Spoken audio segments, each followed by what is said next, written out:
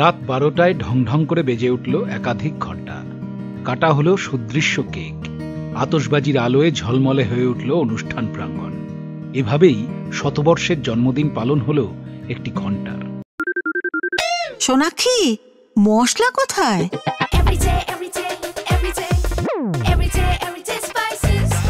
Everyday মশলা, দেশের স্বাদ। এটা অবশ্য জেসে ঘণ্টা নয়, আভিজাত্য বহন করে চলা ডুয়ার্সের চা বাগান পরিচালকদের সেন্ট্রাল ডুয়ার্স ক্লাবের ঘণ্টা।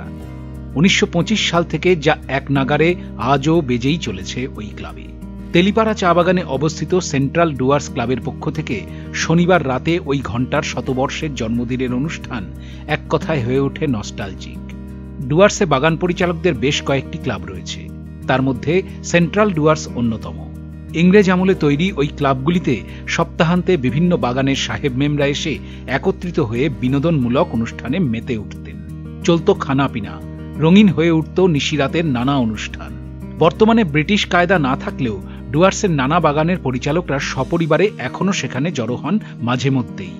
নানা অনুষ্ঠানের আয়োজনও করা হয়। ইংরেজ পরম্পরা মেনে সেই ঘণ্টার ধ্বনির মাধ্যমে আজও যে কোনো অনুষ্ঠানের শুরু ও শেষ হয়।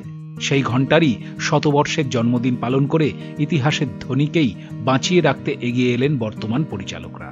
ক্লাবের সভাপতি অমিত বন্দ্যোপাধ্যায় ও সম্পাদক কুণাল ভাদুরী বলেন, এটা নিছকই ঘণ্টার জন্মদিন নয়, একটি অধ্যায়কে স্মৃতির পাতায় স্মরণীয় করে রাখার প্রচেষ্টাও। আজ আমাদের তেলিপাড়া সেন্ট্রাল ডুয়ার্স ক্লাবে এই যে আপনারা বেলটা দেখছেন, এটার 100 বছর পূর্তি উপলক্ষে আমরা এই জন্মদিন পালন করলাম।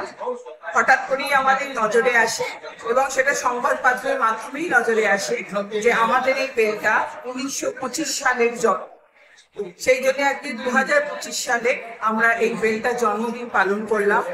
আমরা খুব ভাগ্যবান যে আমাদের এই কমিটি, প্রেজেন্ট কমিটি এবং প্রেজেন্ট সেন্ট্রাল ডুয়ার্সের মেম্বাররা এই বেলের জন্মদিনের সঙ্গে যুক্ত হতে পেরেছে। এটা খুব কম মানুষই পারে, 100 বছরে একবারই হবে। এবং আমরা এই মুহূর্তে, আমি এই ক্লাবে 1988 সাল থেকে যুক্ত, সেই জন্য আমার নিজেকে খুব ভাগ্যবানই বলবো আমি, আমার মনে হচ্ছে। আশা করি আরো 100 বছর বাদে এর আবার জন্মদিন পালন হবে। নাগরাকাটা থেকে শুভজিৎ দত্তের রিপোর্ট, উত্তরবঙ্গ।